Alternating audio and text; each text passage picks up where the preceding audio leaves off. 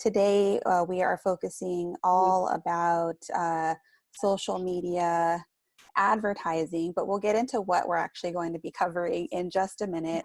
It's part of our 7-day challenge for optimizing your event business, where we're bringing together experts and different pros in the field that are doing wonderful things so we can learn from them and work on optimizing our businesses. So today we are pleased to have Maria Papageorge. Maria and her husband founded Amalfi Decor with the goal of making beautiful event decor more accessible. And in less than 4 years, Maria has grown Amalfi Decor's Instagram to over 90,000 followers and grown Amalfi Decor to one of the largest cake stand brands out there. So welcome, Maria. Thank you. Thank you for having me. For a lot of people who are watching, social media advertising is something that could be scary, it could be intimidating, and just overall confusing. But if you do it right, it's something that can be very rewarding to you and your business, help you grow your business, help you grow your exposure. And it's something that we are learning a lot about, and we wanted to bring someone who really has been doing it very well, has been successful at it. So if you have questions throughout, please type them into the chat and we'll make sure that we raise them so that Maria can give you an answer for that. So she's definitely doing it right. So we're super excited for you to tell us. I know Patty gave us a little bit more overview of your business, but just let us know what it is exactly that you do. Yeah, so we sell cake stands, event decor, chandeliers, all types of things for events. I started the business when I was 21 years old. I was right out of college. I went to school actually for nursing, so I didn't have any marketing, advertising background. It was just something that my husband and I, we wanted to try. At the time, there was a lot of, we did research. We saw in the market that event decor is something that it's really hard for event planners to find it online. They're buying a lot of things from a lot of different vendors, and we wanted to change that, especially for cake stands. When people do dessert tables, you need something that looks good as a collection. So we came up with this. When we started, we had about 10 products. A portion of cake stands, chandeliers, candle holders, and some decor items. In 4 years, we've grown it to about 300-400 products now. So wow. Yeah. Oh my gosh. And it's so, like, your products are so beautiful.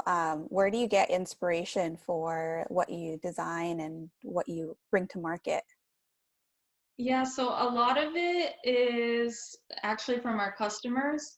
They tell us, we really need something like this. For example, we just came out with our candy jars about 6 months ago.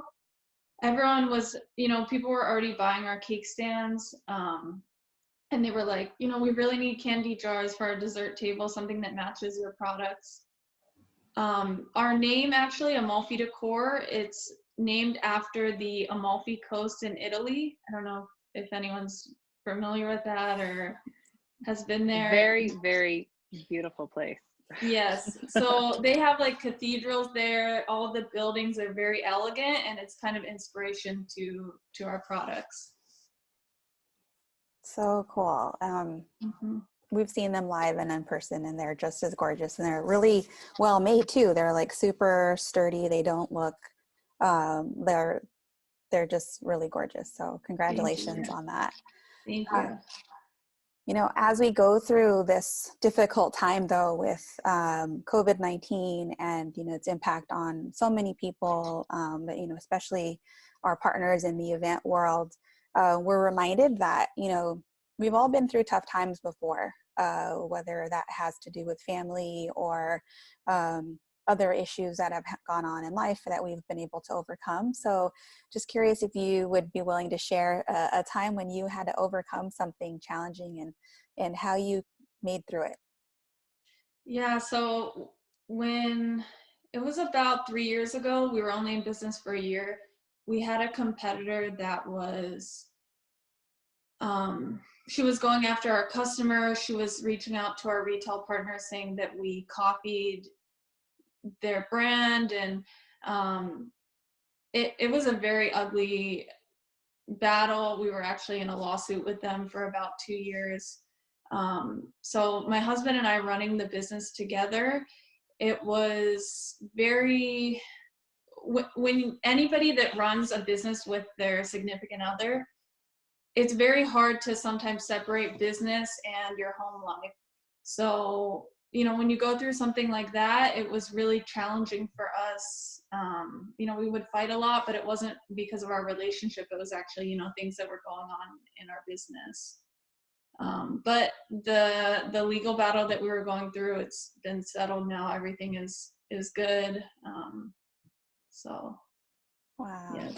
Mm-hmm. You know, think about that when you're planning and dreaming about a business. You know, you're looking at all the wonderful things that you want to do and plan to do, and then those curveballs really just take a toll. And you're right, we actually see quite a few spouses that are in business together, especially in the event space. And I got to give it to you, because I don't know that I work with my husband, you know, all the time. You know, I love him to death, but I just don't think I could, you know, it adds an extra layer of stress and challenging, you know, times to communications that are already difficult. So kudos to you on coming through that. Yes. So now that you've gone through that, and your business is very successful, how much of your success do you attribute to like advertising, and what all types of advertising do you actually do? So I would say our business, we do a lot of, I guess I'll maybe explain where we advertise.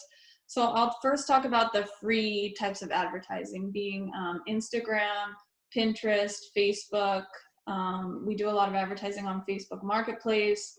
We do a lot of SEO on our website, email marketing, and then we do a lot of retargeting ads. That's actually paid advertising. So retargeting is when somebody comes to your website and you then send them an ad saying, hey, kind of remember me. I don't know if any of you've probably experienced this. You're shopping for clothes, and then 5 minutes later you go on Facebook and you're like, hey, there's the shirt that I was just looking at. I think Patty has a personal story for you. Yeah. Well, I was researching you, of course, you know, and looking up your information and, you know, looking at your stuff. And then I went over to Walmart.com. I don't know what I was trying to find, something. And then I saw your products in the marketplace in Walmart, which is phenomenal. And then I was over, I want to say it was probably like the LA Times or something, you know, and it was like a news article. And then I saw like Amalfi's, you know, cake stands. I'm like, oh my gosh, she's everywhere. She figured out, you know, she cracked the code. But yeah, I thought that was really impressive, because you really, those retargeting ads they're pretty effective. Mm-hmm. Yeah, so retargeting, if you have a website, that's actually the cheapest way for you to advertise to somebody. Somebody that's been to your website is most likely, they're the most likely to buy rather than somebody who doesn't know you, or so those ads perform the best. And we do retargeting both on Facebook as well as Google. So the one that you saw on LA Times, that's most likely an ad that came from Google. They have partners with all different websites, and we actually can go in and specify, maybe somebody's looking up a cake recipe. It'll favor more towards websites that are similar to ours in our industry. Mm-hmm. Wow. And so, you know, based on the various elements and what you've been doing, I know it's been a journey. You've started, started probably much smaller than, you know, getting all the way to that point. Where did you start? Like, what was one of the first campaigns that you ran, and how did that go for you? So our first, I would say when we very first started the business, the first thing that we did, we started a website, and then we started selling on Amazon. Simultaneously, we did Instagram and Facebook. Those were like the 4 things that we started with. We actually started ads first with Amazon. Amazon has a very good pay-per-click model, and it allows you to reach a lot of people for cheap, rather than, because everyone's on Amazon. It's a lot easier to market to someone who's already on Amazon. They're already looking for a cake stand, versus you're going to spend a lot more money than if it's with Google or with Facebook. So the Amazon ads are just, you just pay with keywords and then it shows higher on Amazon. For social media, the first ad I believe that we did, things have changed a lot with Facebook ads and Instagram ads over the last 5 years. When we started, it was very cheap. You could pay maybe $1 a day and you would get like 100 followers on Facebook. So I think that's what we started. Nowadays, if you spend, you might pay $1 per follower, even more sometimes. So that was the beginning. In order to do the remarketing ads that I mentioned earlier, you need to have a certain amount of people to your website. You can't do remarketing ads if you're only getting 10 people to your website a day. I don't know what, I forget what the number was, but once we reached that, we turned on remarketing. So we had plans for all of that, and then once our followers built up, that's when we turned on the remarketing ads. And did you, as you went along, did you learn on your own, or did you get the help of a partner, or how did you kind of know what you qualified for and which ones were the best options at the time? We kind of a mixture of both. We had some mentors that also had e-commerce businesses but every business is different. They weren't in the event industry. A lot of it, my husband and I, we learned ourselves through YouTube, through blogs, articles, just researching online by ourselves. Eventually we did hire consultants to manage our ads, and we do have somebody who manages all of our Google advertising now. That's awesome. Mm-hmm. And, going into this conversation, we did say, the ads portion is pretty advanced. It does take a lot more skill and knowledge, infrastructure. Your site has to be up. You have to have a certain amount of traffic. And so it is, while it seems attractive, like, oh, I'd love to do some ads, it's you have to go into it with more of that air of it's a journey, and you set expectations of what you can actually achieve from the get-go. So I know you also wanted to cover some things that people can do right now that are really effective, that can really help boost engagement on social media. And then before we started this call, we did mention to Maria some of the different types of folks that are joining us today, the range of event professionals and that are here. So, yeah. So yes, the first thing that I would do is work on your Instagram. Instagram is a great source of free advertising. Instagram as well as Pinterest. Actually, both of those are our number one way that we get people to our website. Free, totally organic. Instagram as well as Pinterest. And right now is a really good time to build your Instagram. I saw an article last week. It said that Instagram usage is up 40% through this whole coronavirus and everyone staying at home. So people are on Instagram. You can reach a lot of people right now. So with Instagram, I do believe that most of the people here they provide some type of service. So with a service, a big mistake that I see a lot of people make is they don't have their location in their bio. So if I'm an event planner or I'm a florist, people who go to your page, they need to know where you're from. There's so many times where I go to an event planner and I think, you know, maybe I want to collaborate with them, but I have no idea where they are. And then I have to go through their posts, see maybe did they tag. If you're a customer and you're looking to hire someone for a party, it's just not even worth your time. If you have to go through and figure out if they're in the area that they are, it's just too much work. So the first thing is definitely have your location in your bio. Even if you run it out of your house, you can just say something like servicing Los Angeles, OC, and Inland Empire, or whatever you service. The next thing is to have really high quality photos on your Instagram. You have to have, we really saw a big difference when we improved our photos. And that being collaborating with people. So a big mistake I see people do with their photos is they don't, like, let's say I'm photographing a dessert table, I cut off part of the dessert table, or it's like sideways or something. Just spend some time, edit your photos, crop them to make them look nice. If you do an event, a lot of times you get different angles. If you do flowers, if you do a full service event, I see a lot of people, they'll post 5 photos all at once or 10 photos all at once. I think the best thing to do, we post 1 photo a day. And this is, I'm talking about your posts on your page, not stories. If it's stories, it's okay, you can post it because they disappear. But the algorithm, it's just, if you post more than once a day, I've found it doesn't really work as well. It's not gonna reach as many people. So with every post, you're allowed to use 30 hashtags. Make sure you use all 30. And a big mistake I see people using with hashtags is they'll use the same ones for every post. Like they'll copy and paste their group of hashtags. I try to stick to maybe like 5 that I consistently use. And then the rest, do your research.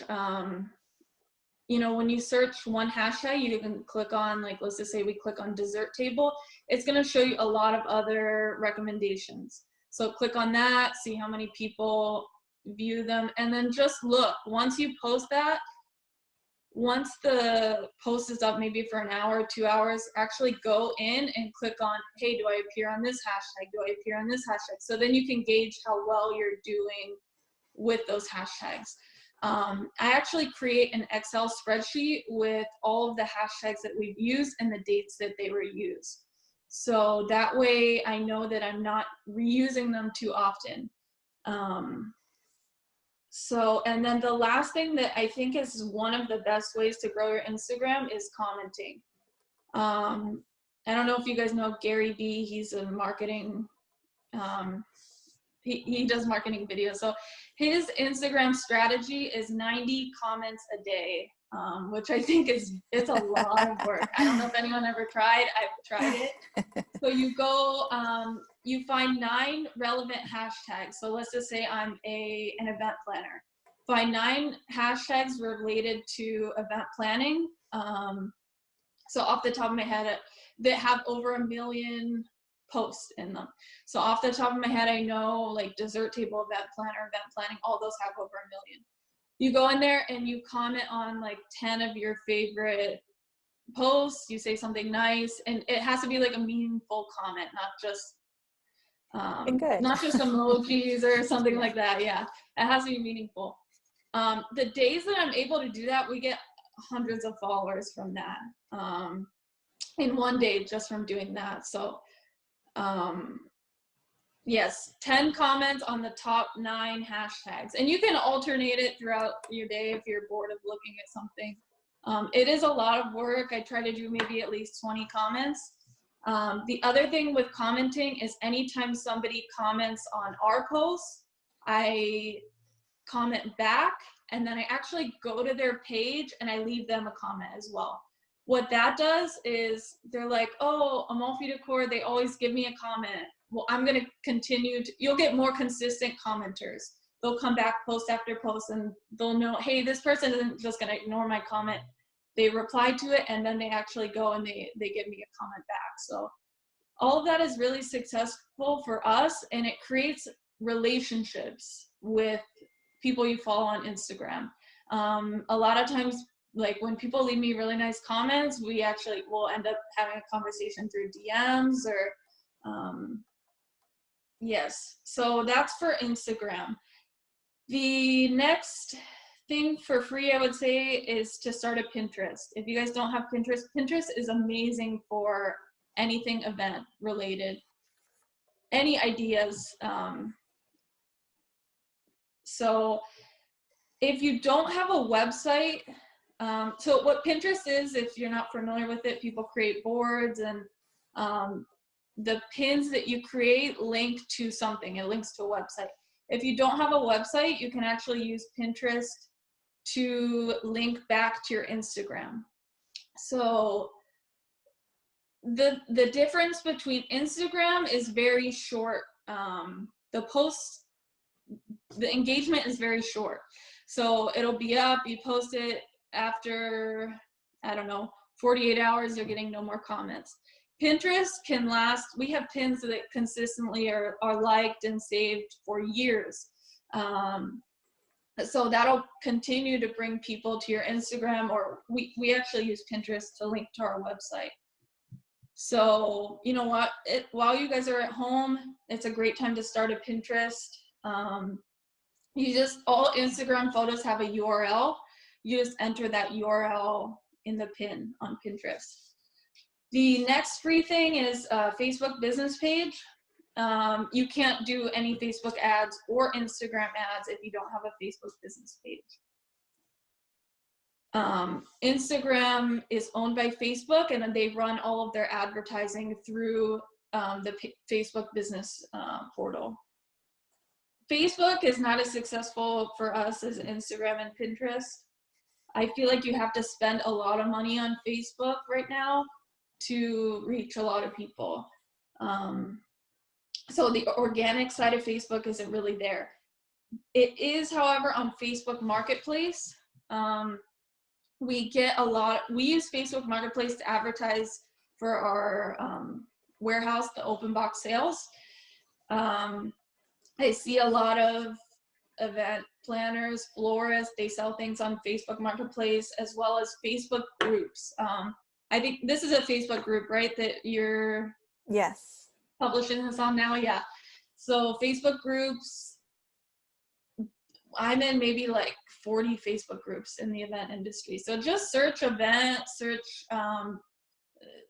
there's like buy, sell, trade ones, just try out different ones. And it's good not only to market yourself, you can also, a lot of people post in them for ideas and things like that. Then after you have those, I would say hire somebody to build you a website. You can do it yourself. There's a lot of, but it's a lot of learning. I think it's best to hire somebody just so, the reason why we build a website is for SEO. SEO is search engine optimization. You want to be, that's when somebody searches on Google, the results that show up. So let's say I'm a florist and they type LA florist, that's wherever you show up on Google. You're not going to show up with an Instagram profile or probably even a Pinterest profile. You need a website in order to do that. SEO, we have hired people in the past to do it for us on our website, but at this point we do a lot of it ourselves. It was kind of just like a learning at the beginning. It's just creating written content on your website. So whether that being with blogs, whether that being with blogs is probably the easiest way to build your SEO on your website. For us, we have product pages, so we have to make sure certain keywords are in our product pages. And then after you have a website, I would say then you can start email marketing. Email marketing is free for you to create, but I believe once you reach a certain, it depends on the subscription you use to store your emails. you have to pay for the amount of email subscribers you have in your list. So you can pay somebody to create your email ads, but if you have some design skill, I think you're definitely able to do it yourself. My husband, he's the designer in our company, so he does all of those. We don't hire anybody for that. But that's a very low cost. And then I think you can then start with Facebook ads and all of that. Quick question. Yes. When you were mentioning you post daily on Instagram, have you found your sweet spot of time to post? And if so, how did you find that time? Yes. You have to have an Instagram business account. It's free. And then if you go in under analytics, you'll be able to see the times that your followers are most active. For us, I believe it's like between 9 a.m. and noon Pacific time. So I try to post around there. I try to play around with it because that for 2 years, that has not changed for us, the time with when people are on there. So I do try to change it here and there. But yes, there's a lot of things that you can see with your Instagram engagements, like where your followers are located. At every post that we post on Instagram, I see where it appeared the most. So being in the newsfeed, being in hashtags, people sharing it. Do you see that in the insights section? That is actually when you click on the photo, like when you view the photo yourself, it says like view insight, and then it'll say where it showed up. No, that doesn't show up on the insight section. I had some comments that a lot, people were saying so true. They love the advice. Totally agree about the consistency and commenting. Thanks for all the info. Writing as fast as I can. I'm sorry, I went really fast. I don't know if it would help. I can type something out afterwards. I mean, sure. How about this? I'll also put it in the comments and then have people DM you, follow you, and then they can get your notes. Okay. And we're also going to, this will replay, of course, in our Facebook page, but we're going to edit it a little bit and post it up to our YouTube as well, so that you have more time to jot down some other notes for sure. Yes. Go ahead. But I would say free, and then once you're at the point where your business is growing and it's profitable, it's kind of hard because when you have a website, I was really frustrated. Like I want to spend money on advertising, but you're telling me I have to get to this amount of viewers on my website to spend money.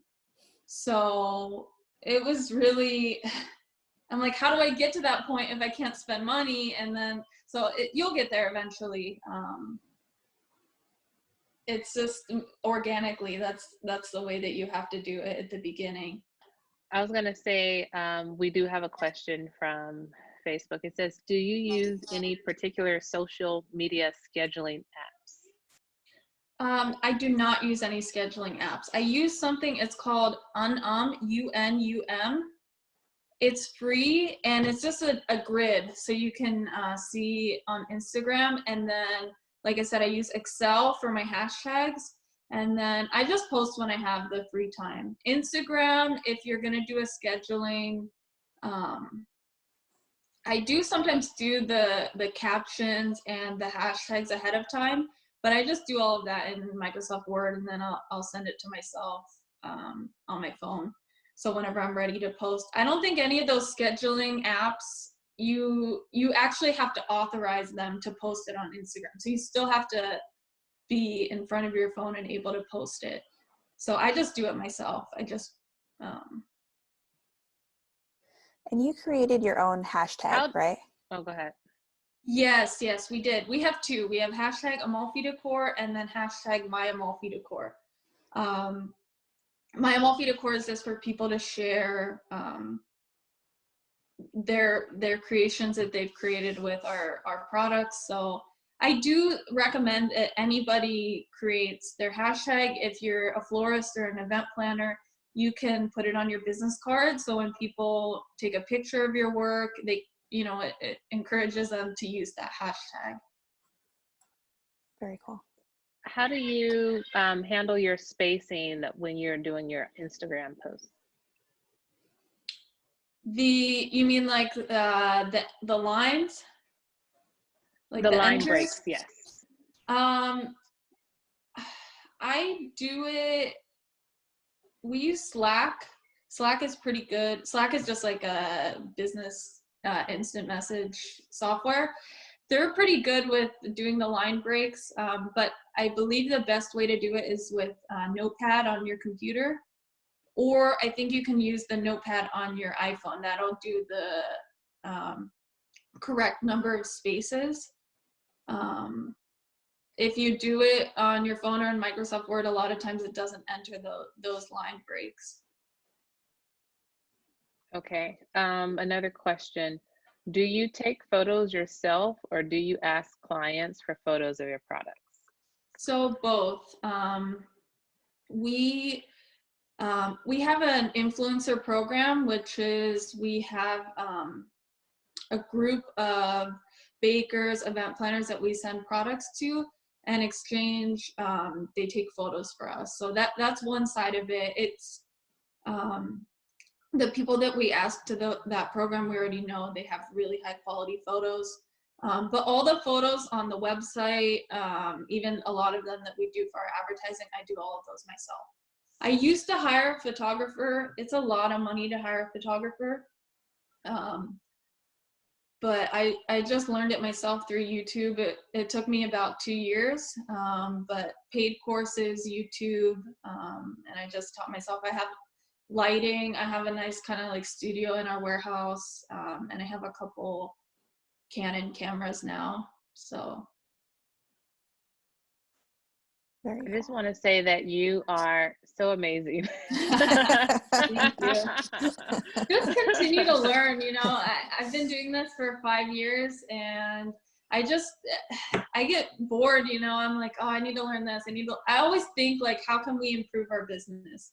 What can we do now? So you always have to be innovative, and you always have to, kind of want to continue to learn. Yes. Awesome. Absolutely. I know. We're so excited. Iris, was that spacing question your own personal question? It was. we battle with this daily with making the spaces come out properly. So it just depends on if Instagram wants to be our friend that day. Yeah. If you add them on Instagram, I noticed they delete them. So. And I think the first 2 lines that show up on Instagram, you cannot, like, even if you do it in any of what I mentioned, they're not going to allow you to use that space. It needs to show 2 lines of text before there's any enters. Yeah, definitely. So wonderful. Well, I know I've learned a ton. I jotted down just as many notes as everyone on the live. So I think this is super helpful. We can all learn so much from this. And I think it's really cool to go back now and look at your posts and check them out and see some of the techniques that you've used and how we can apply them. We also shared in our worksheet today the link to the Facebook ads library, so you can actually go back and see all the ads that anybody has ever done, but including yours, so you can kind of take a look at those too, and it, just for learning sake to see what you've tried and how that works. So super interesting. Thank you so much. Thank you. And let's encourage her also, because she was thinking about doing a social media course where she would dive into this absolutely more deeply. Yes. So it will be a lot more, we can focus on different topics every day, not just like a high overview of everything. So if anyone's interested, let me know. I run a business. I don't teach, but I feel like I have a lot of knowledge to share. So if anyone's interested, send me a message and I'll get working on that. Absolutely. Fabulous. Yeah, absolutely. Well, thank you so much. We appreciate your time. We'll look back at the comments and see who we had online to pick the lucky winner of one of your Okay. beautiful cake stands. Thank you for that generous offer. That's so Yes, kind of of you. course. But thank you again. We really appreciate it. Thank you. Thank you, Absolutely. ladies. Thank you. Bye, Thanks, everyone. everyone. Take care. Bye. Bye.